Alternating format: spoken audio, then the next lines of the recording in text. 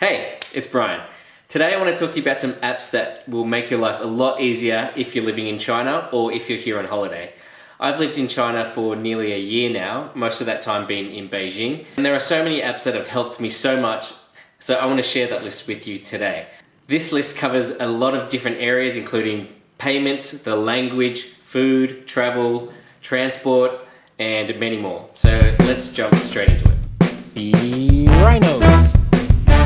Brhinos. Okay, so the first one goes without saying, it is a VPN. For those who don't know what that is, it stands for Virtual Private Network. Some of the major uses for it are increased security and also protecting your privacy online. If you're in China though, the biggest help for a VPN is to get around the government restrictions on the websites that you can access. So all of the major social media sites like Facebook, Instagram, Snapchat, Twitter, all of those are out. Google is out, Gmail is out, all of those major sites that you're used to. For some people, going on a social media fast might be a good thing. I actually tried doing that the first time I came to China, but the biggest thing for me was not being able to use a search engine like Google. Google is the world's best search engine in my opinion, and if you don't use Google, you're going to have to use search engines like Bing, and honestly, the results that those search engines produce aren't that great. So I would highly recommend getting a VPN. There are lots of different VPNs on the market, some of them free, some of them paid for. My personal favorite is a paid VPN called Vypr. You can sign up for a free trial if you just want to try it out, and if you're interested, I can put the link in the description below. Oh, and one last thing, just remember to download a VPN before you get into China because you won't be able to do it once you're in the country. The next two apps relate to language. The first app is Google Translate. This is particularly helpful if you don't know how to say a certain sentence. You can just type it in English into Google Translate and it can show you the translation in Chinese. It can also go the other way around for multiple different languages and dialects. I love using it because it helps me understand the grammatical structures of sentences in Chinese and also helps improve my vocabulary. The second language app I want to talk to you about is Pleco. Now Pleco is probably the most helpful app that you'll ever use in China. It is so versatile. It has English to Chinese translations, it has Chinese to English translation, it has characters, it has pinyin, it has tones. It even has an option to play the words if you're not exactly sure how to say it. Yao. Yao. Yao. Another few helpful features that this app has is that you can write a certain character and it would be able to detect what it is and translate it for you. If you want to learn how to write Chinese, it teaches you the stroke order of certain characters. If there are multiple characters, you can drill down into each character and find out what it means. And you can also find out other words and sentences that use that particular character. There's also a really cool OCR tool where you can use your camera to hold over a specific character that you don't know and it can find exactly what that meaning is. Let's try this on a word that you guys might need to know when you're in China. Let's try Mai Dang Lao, which means McDonald's. Let's see if it picks it up. Look at that, straight away it's recognized it. And there you go. That's how you say McDonald's in Chinese. I love this app so much. I've used it so many times and it's helped me in so many different situations I can't even count. Another incredibly useful app is Wechat. In China, when you go to buy something, usually you would see QR codes side by side. Usually one's green and one's blue. The green one relates to Wechat and the blue one's relating to Alipay. These are the next two apps I want to talk about. Starting with Wechat. A few years ago, I mainly just used Wechat as a messaging service. Similar to WhatsApp where you just message all of your friends. It has all your standard chat functions like sending photos, you can make video and voice calls, and you can also send each other stickers, which is kind of cool. There's also a moment section where you can share your photos and videos, much like you would on your Facebook wall. But a huge change that has been made in the last few years is Wechat Wallet. Now this technology has been revolutionary. It basically replaces the need to carry a physical wallet anywhere. You have a balance that you can link to your Chinese bank card, or you can also use your major credit cards like Amex, Visa, MasterCard. And from there you can do a variety of different things like topping up your mobile phone, you can pay utility bills, you can order a taxi using Didi, which is the Uber equivalent in Beijing. You can also buy movie tickets, you can get food delivery, you can book rail tickets, you can book flights, hotels. There's a whole bunch of different things. And in the instance where you've gone out for a meal and you've paid for everything, you can have your friend send you money, or if someone else has paid for it, you can send them money. On to the next major payments app, which is Alipay. Alipay is the competitor of Wechat, which is run by Tencent, whereas Alipay is run by the Alibaba group. The functionality is very similar to your Wechat wallet, where you can pay for various things such as topping up your mobile phone, paying for movies, air and rail tickets, hotels, etc. But what I like about this is Alipay seems to have a lot more promotions and affiliates. So sometimes you can be paying for something and then you'll get a small discount when you pay. It's really small, but it's actually kind of cool.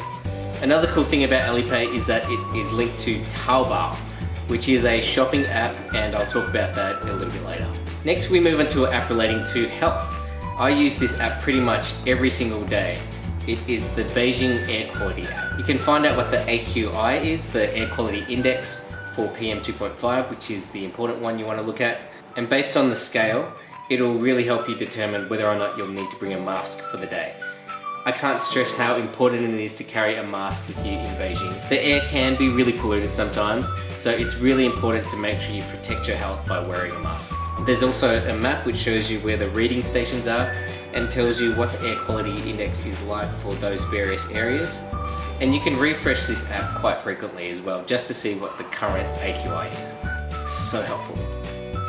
Moving on to the category of transport, Metroman is quite a helpful app to navigate your way through the subway system. There's a variety of cities that you can select from, most of them based in China, but it also covers various other cities around the world like Tokyo, Seoul, London, and so on. All you have to do is select your city, where you're coming from, where you're going to, the time that you want to leave, and it shows you all of the options available to you. I like that it shows you the fare and also the time that it takes, and you can drill into your trip and see all the stations that you need to go through. An alternative to using that app is taking a photo of the subway map and just having that on you at all times. It's really helpful in case you get lost.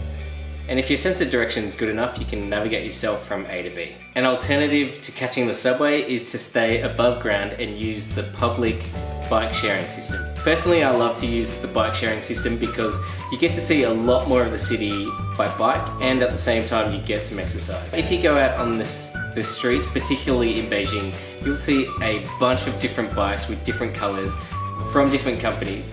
Some of the bigger companies are Blue Go-Go, Mobike, Ofo. My personal favorite is the last one, Ofo. This is the next app I'm going to talk about. Now, bike sharing is big business in China. Ofo alone has more than 20 million users, and they have bikes in major cities around China like Shanghai, Beijing, Shenzhen, Guangzhou, list goes on. You will need a Wechat or Alipay account with money in it that you can transfer into the app.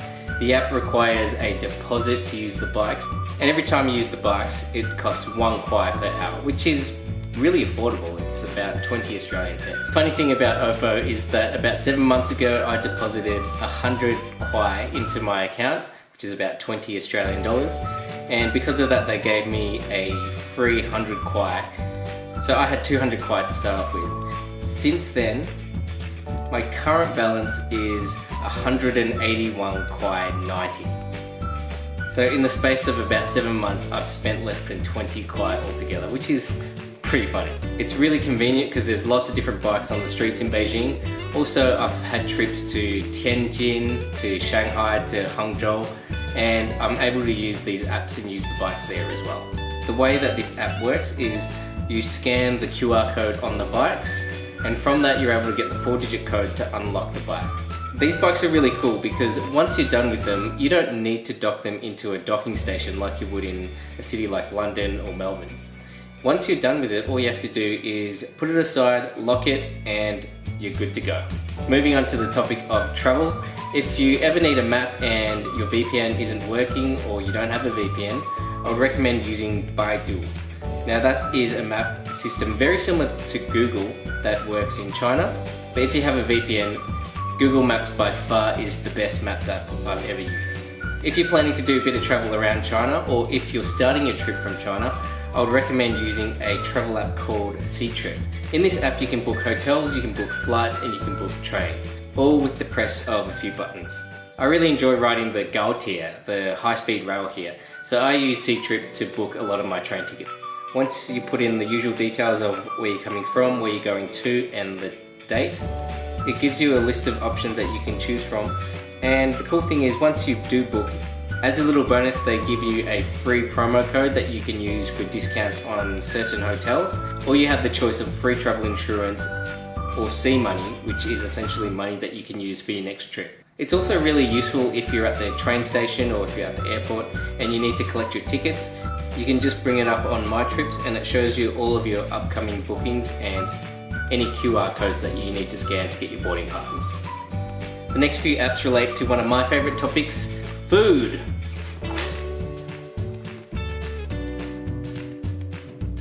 I wish I had a hamburger right now.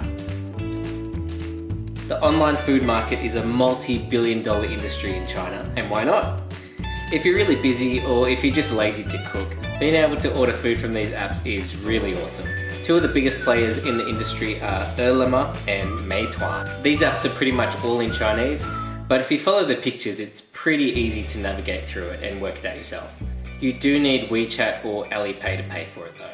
The restaurants associated with each one of these apps are a little bit different, so you are able to get a different selection of food depending on which app you use. Another great app to use relating to food is Dian, which is pretty much your equivalent to a Zomato, a Yelp, or a Zagat. The main thing that I use this app for is researching restaurants that I'm considering going to, or sometimes if I'm at the restaurant itself and I'm not sure what to order. Most of these restaurants have 推荐菜, which is the recommended dishes that people can vote on, and based on the number of votes, a list is compiled to list the top dishes that people recommend you try. Unfortunately, if you can't read Mandarin, it can be a little bit difficult to use, but if you know the name of the restaurant, you're able to see how many people have reviewed the restaurant and on average how many stars people are giving it. And the final app I wanted to talk about was Taobao. And like I mentioned, this is the online shopping app that you can use to buy a whole range of different things. I've personally bought toys, I've bought fishing gear, I've bought clothes, anything that you can imagine, you probably will find on Taobao. So if you've made it this far, that's at the end of the list. If I was to narrow it down to 5 apps that I would definitely use, I would choose Pleco because it's incredibly helpful for learning Chinese and also deciphering Mandarin that you don't know. Second would be Wechat because it's incredibly helpful for communication and also really useful to pay for things using the Wechat wallet. Third one would be Ofo because I use the bikes so frequently and I love using them. They're so easy to use and actually my preferred mode of transport. Fourthly, I would choose Eleme because when I'm really busy or really lazy, it's so helpful to have YMI that you can call. There's so much different food you can call and all you have to do is sit back and relax and wait for your food to arrive. And the last one I would choose would be the Air Quality Index app, mainly because it's incredibly important to have a mask with you when the air quality index isn't too good. That's all I have time for today. Thanks so much for watching. If you found this video helpful, please like the video, please subscribe to my channel and catch you at the next one. 再见.